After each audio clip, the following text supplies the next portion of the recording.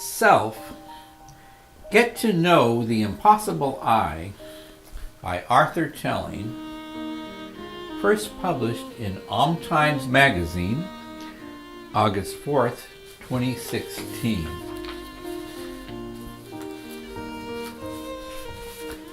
Nothing is more amazing than a realization of the self itself.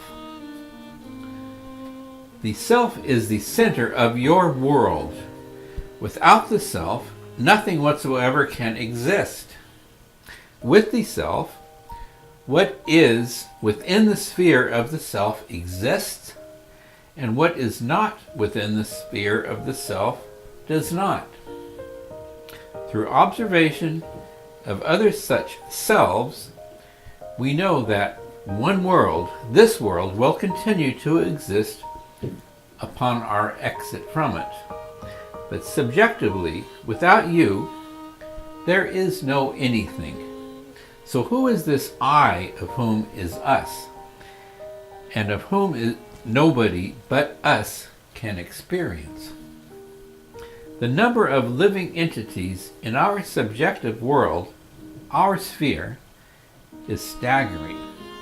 Not just people and animals, but insects, plants, microbes, all presumably having some form of consciousness. Is this a same form of consciousness germane to all living beings?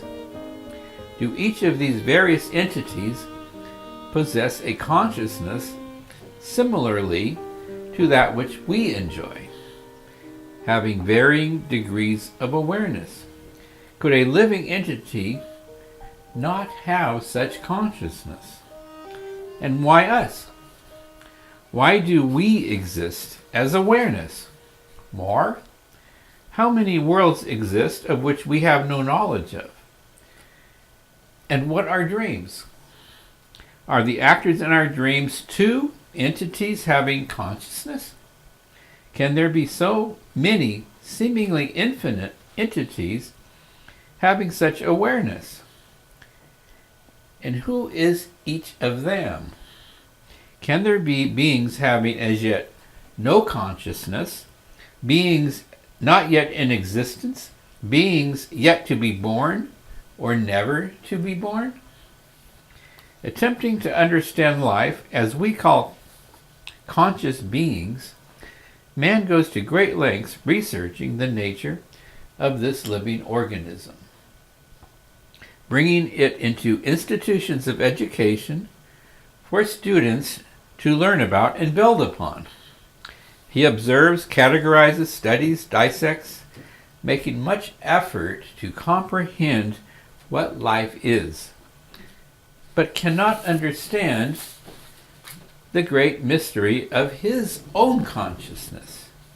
We can dance around it and make various claims, but the mystery remains.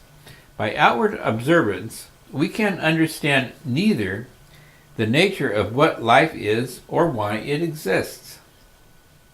What being is so special to be granted this conscious awareness? Life as an individual solitary in nature. Had we not been handed such a great precious gift, we would not be wondering about anything. We would not ever have existed, and would not be an identity with any cognizance.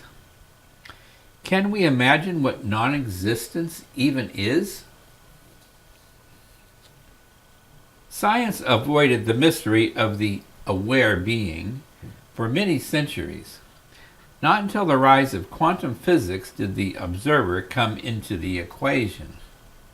It happened when it became apparent that the observer himself was affecting the outcome of research. This occurred with the double-slit experiment, where light behaved sometimes as a particle and other times as a wave. The light particle, or wave, changed its nature when an observer was added to the experiment, and actually changed the outcome rather than just record what was happening. At this juncture, Science has no answer but to reconsider everything previously known about the nature of the world. The world behaves predictably viewed from within an environment seen from man's eye, life demonstrating a foreseeable and logical progression. But when the study is reduced to the very tiny, as in atoms and light particles and beyond, or the very large, as in universes and galaxies, the normal rules no longer apply. Science being unable to unravel the mystery of consciousness, psychology, man's great mental discipline, opens the way for further answering what such self-awareness is. Famed psychologist Carl Jung researched this considerably, having had his own otherworldly experience early in his life.